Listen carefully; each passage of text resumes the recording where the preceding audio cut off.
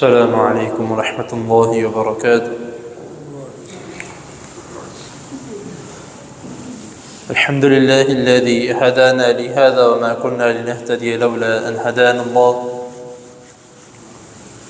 اللہم صل علی محمد وبارک وسلم، اما بعد۔ حضرات محترم،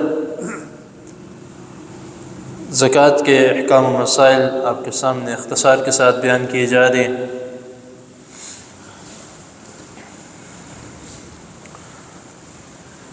آج کے اس درس میں ایک واقعہ جو کافی مشہور ہے، آپ پہلے سن چکے ہوں گے، وہ بیان کرنے کا مقصد جو کہ اس موضوع سے بھی ملتا جلتا ہے، اس میں کئی چند اسباق ہیں جو میں واقعہ بیان کرنے سے پہلے بتا دیتا ہوں کہ شکر اللہ تعالیٰ کی بہت بڑی نعمت ہے۔ جو شخص اللہ تعالیٰ کا شکر ادا کرتا ہے اس کے دیے ہوئے مال پر، تو اللہ تعالیٰ اس کو اس سے بھی زیادہ نوازتا ہے، لیکن جو ناشکری کرتا ہے تو جو پہلے ہوتا ہے وہ بھی چھین لیتا ہے۔ دوسرا سبق کہ اللہ تعالیٰ نے ہر اس شخص کے مال میں برکت دی ہے جو اللہ تعالیٰ کے دیے ہوئے مال سے صدقہ، خیرات، زکوٰۃ ادا کرتا ہے۔ جو نہیں کرتا اللہ تعالیٰ اس سے بھی مال چھین لیتا ہے۔ نمبر 3، حدیث کے مطابق رسول اللہ صلی اللہ علیہ وسلم نے فرمایا کہ اوپر والا ہاتھ نیچے والے ہاتھ سے بہتر ہے، اور ہمیشہ اللہ رب العزت سے یہی دعا کرنی چاہیے کہ اے اللہ ہمیں اوپر والا ہاتھ دینے والا بنا، نیچے والے ہاتھ سے بچا کر۔ اوپر والے اور نیچے والے ہاتھ سے مراد یہ ہے کہ اوپر والا ہاتھ یہ اور نیچے والا ہاتھ یہ ہے۔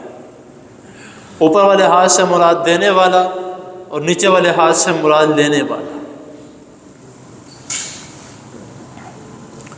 آج کا جو واقعہ ہے 3 ایسے آدمیوں کے متعلق، جس کے متعلق حضرت ابو ہریرہ رضی اللہ تعالیٰ عنہ بیان کرتے ہیں کہ رسول اللہ صلی اللہ علیہ وسلم نے فرمایا کہ بنی اسرائیل کے 3 ایسے شخص جن کو اللہ رب العزت نے آزمانا چاہا، جس میں سے ایک وہ تھا جو جذام کا شکار تھا، یعنی کوڑ پن،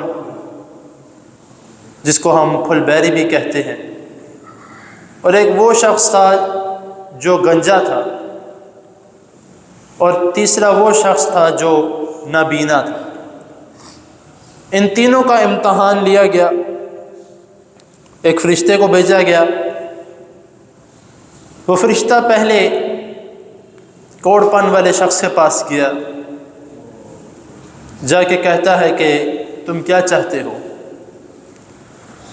تو اس نے کہا کہ میں یہ چاہتا ہوں کہ یہ میرا کوڑ پن دور ہو جائے، لوگ مجھ سے دور دور جاتے ہیں، مجھ سے نفرت کرتے ہیں اس جلد کی وجہ سے، اس رنگ کی وجہ سے، تو میں چاہتا ہوں کہ مجھ سے یہ ختم ہو جائے۔ تو نبی کریم صلی اللہ علیہ وسلم نے فرمایا کہ اس فرشتے نے اللہ کا نام لیا اور شخص کے اوپر ہاتھ پھیرا، اس کا کوڑ پن ختم ہو گیا۔ پھر پوچھا کہ کیا چاہتے ہو؟ اس نے کہا کہ میں، حدیث میں آتا ہے کہ اس نے یا تو اونٹ کی مانگ کی یا تو اس نے گائے کی مانگ کی۔ زیادہ تر احادیث میں اونٹ کے متعلق آتا ہے کہ اس نے اونٹ کی مانگ کی۔ تو رسول اللہ صلی اللہ علیہ وسلم فرماتے ہیں کہ اس کو ایک حاملہ اونٹنی دے دی گئی۔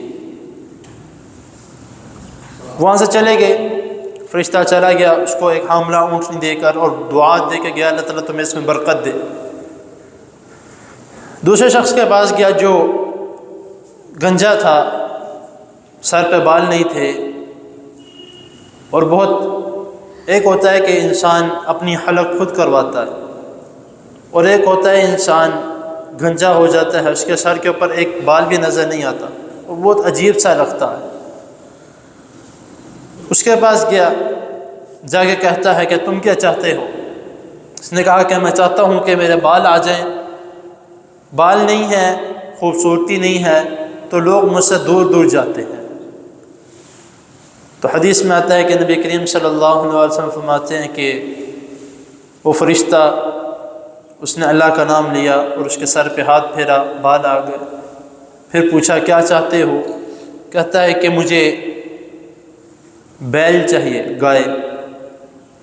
تو کہتے ہیں کہ اس کو ایک حاملہ گائے دے دی گئی اور دعا دی کہ اللہ تم اس میں برکت ڈالے۔ تیسرے شخص کے پاس گئے، نابینا، پوچھا کیا چاہتے ہو؟ کہتا ہے میں چاہتا ہوں کہ میری بینائی آ جائے، میں بھی اس دنیا کو دیکھوں، میں بھی لوگوں کو دیکھوں، اس دنیا کی خوبصورتی کو دیکھوں۔ تو اللہ کا نام لیا، آنکھوں پہ ہاتھ پھیرا، بینائی آ گئی، اور پوچھا کیا چاہتے ہو؟ اس نے بکریوں کی مانگ کی۔ تینوں کو نوازا گیا، نعمتیں بھی مل گئی، امتحان شروع ہو چکا ہے، فرشتے چلے گئے۔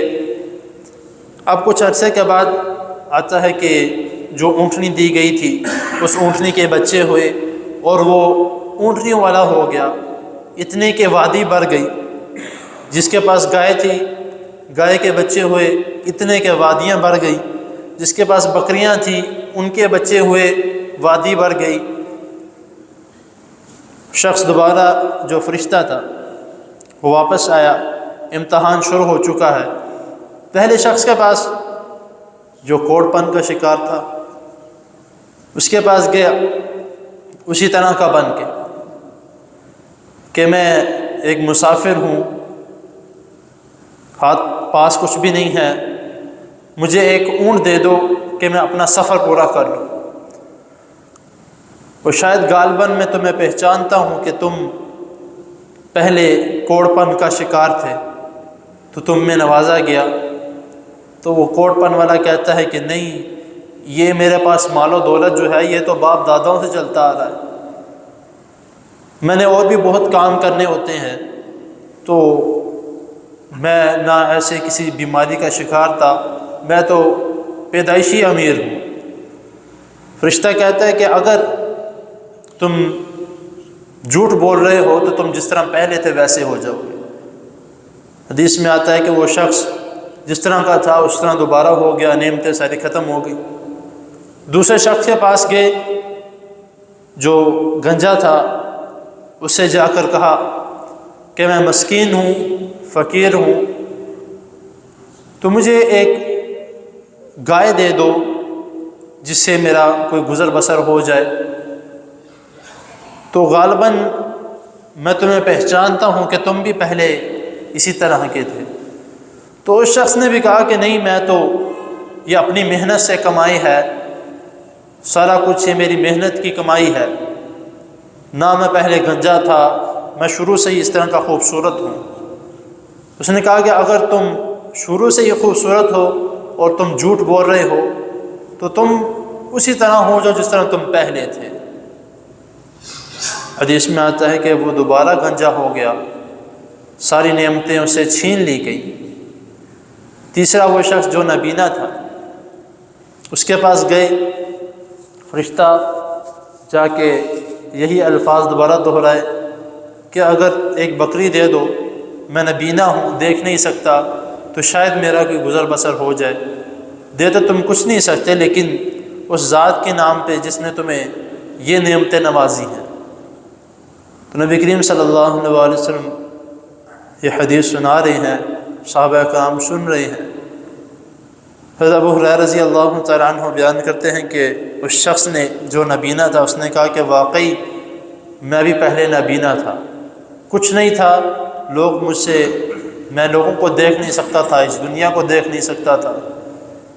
تو یہ بکریاں ہیں، یہ اللہ تعالیٰ کی دی ہوئی نعمت ہے، کچھ بھی نہیں تھا، یہ بکریاں پھر رہی ہیں، جتنی تم چاہتے ہو بیچ میں سے لے جاؤ، میں نہیں تمہیں روکوں گا، جہاں تمہارا ہاتھ رک جائے وہاں سے تم جتنی چاہتے ہو لے جاؤ۔ تو فرشتہ کہتا ہے کہ یہ تو بس ایک امتحان تھا، میں فرشتہ ہوں، مجھے ان چیزوں کی ضرورت نہیں ہے۔ تمہارے ساتھ 2 اور آدمی بھی تھے جو ایک کوڑ پن کا شکار تھا اور ایک گنجا تھا جس کو آزمایا گیا، وہ اس امتحان میں کامیاب نہیں ہو سکے تو ان کو پہلے جیسا بنا دیا گیا۔